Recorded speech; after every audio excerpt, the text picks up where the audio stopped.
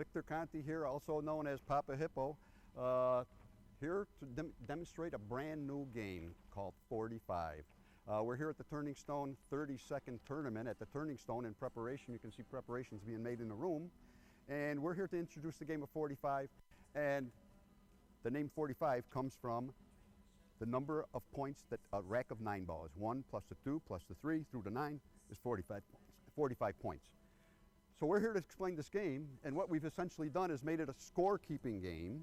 Okay, it's a 10-inning game. Okay, you played like 9 ball. It's the other 9 ball. We put the 1, 3, 5, 7 on this end of the table. We put the 2, 4, 6, 8 on this end of the table. Make the balls in consecutive order. Okay, you need to pocket the 1, go back down for the 2, come back down for the 3, back for the 4. So there's a lot of traffic with the cue ball up and down the table. Okay. One of the keys to the game is not colliding with another ball. If you pocket the 7 ball, or 1 ball, and collide with the 7, your inning is over, you scored a 0. But if we were able to run the rack, it would be the 1 plus the 2, plus the 3, plus the 4, all the way through would be 45 points. Okay, if you get hooked behind the ball, say for instance, I'm shooting the 1, I get hooked behind the 7, there's no jump shots, there's no masse shots, you'd have to kick to another rail, something like that, okay? Then you'd be coming back down table for the 4. So it's important to try to keep the cue ball in the lanes so you can go back and forth, up and down the table. The rules are essentially that simple. It's ball in hand to begin the game, okay? You don't want to hit the ball in the center.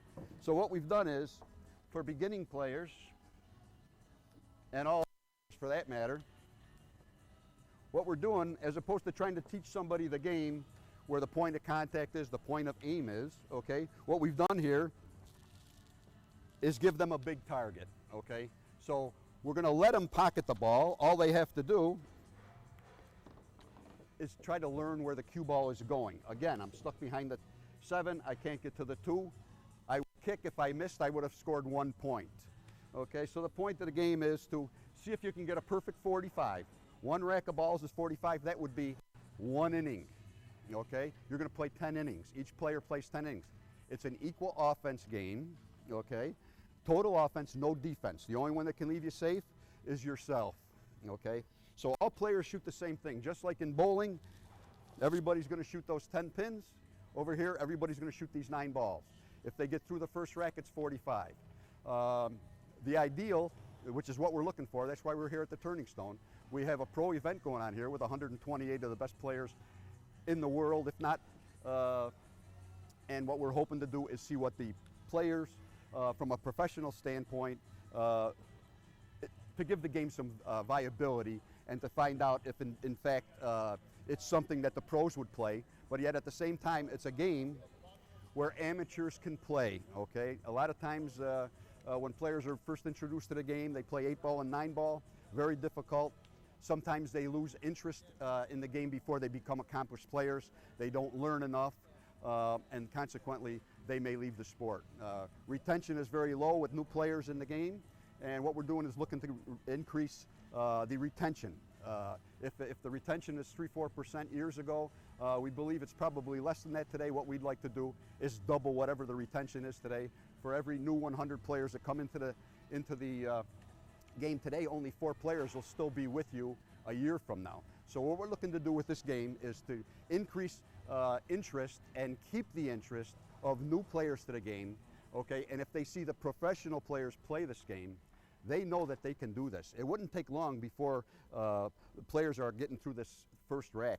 None of these balls on the perimeter, all the balls 1 through the 6, are called balls. Naturally, they don't have to be, but the 7, 8, and 9 need to be called, okay? So consequently, they're gonna make the 7, they're gonna have to come back here for the 8, come back for the 9. So the 3 balls that need to be called are the 7, 8, and 9, and that's worth 24 points. If they miss 1 ball out of the rack, okay, a perfect game is 90 balls, okay? 10 racks of 9 balls each, and it won't take long for them to get to 21 points. But once they start to get into the 7 ball, that would be 28, into the 8 ball would be 36 to get to the 9. So it's going to take an accomplished player that can play the real game of pool to make the 7, 8, and 9. So amateurs will be able to do it to the 6 ball, and it won't take long before they're increasing their skill. And that's what we're looking for. We're looking to increase the interest in the game by giving them something that they can accomplish. If they see the pros play it, we believe that there's a good chance that maybe we can keep their interest a little bit longer before they leave the game. Okay, this game here, we called it 45 for a reason.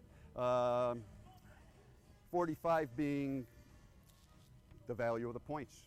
So a perfect game is 450, okay? If they miss one ball out of the 90 balls, the best score they can get is a 441. Okay, miss one 9 ball, they would get a 441. We're looking for 450 here we figured we'd bring the game to where the pros are, see if we can get some 450s this weekend. They'll be here for 4 days, and we're looking to see what they can do with it. That's the score sheet, and okay, it's a 10-inning game. 10-inning game. The rules are simple: 3 called balls, and that's it. So in a perfect game, 90 balls, what would happen is, can you run? The challenge is, can you run a rack of balls? Okay, a rack of 9 balls. If I put 6 of them in the pocket openings for you, okay. So in a 10-inning game, essentially what I'm doing is I'm spotting a player 60 balls because they're all in the pocket, okay, and all they have to do is make 30 called balls in a game. So 90 balls, if this one, the best score they can get is a 441. We're looking for 450. We're thinking the players that are at this facility, if anybody has a chance, it's going to be, my high score is 391. I think I broke 400, but I think I lost count of the score. I missed one ball, and then I missed the ball late in another rack. But I did, was able to accomplish it, and we're thinking of pro can play. Now we're going to be demonstrating on a 7-foot table, okay, in the back of the facility over here. And these are 9-foot tables. The lanes are bigger, okay? There's 5,000 square inches on this table. There's 3,200 square inches on a 7-foot table. There's 1,800 square inches. So the lanes are smaller, the balls are closer, and thus there's a greater chance for collisions. We don't know if it'll be played professionally on a 7 or a 9. I think the amateurs, we've been demonstrating at Hippos, the House of Billiards, we've been demonstrating on a 9-foot table. A lot of players have played on the 7, but the amateur level, 9-foot seems to be better. There's 36% less play field on a 7-foot, so we give them more space to work the ball. We're hoping it's something that we can go forward with. We're looking to promote the game as much as we can. I want to thank Dr. Q, Tom Rossman, for working with me. He kind of likes the game a little bit, we hope. He's telling me he's going to spend 4 days here with us, and we hope you come out. And if you haven't seen any of Tom's work, he's been, world-renowned BCA Hall of Famer, and we're thanking him. I want to thank Mike Zuglin for letting us demonstrate this game this afternoon, and I want to thank Upstate Al, the man on the video camera, the one who's doing all this work for us. And I really appreciate it, and I'm hoping that we gave you enough of an overview of the game. Thank you very much.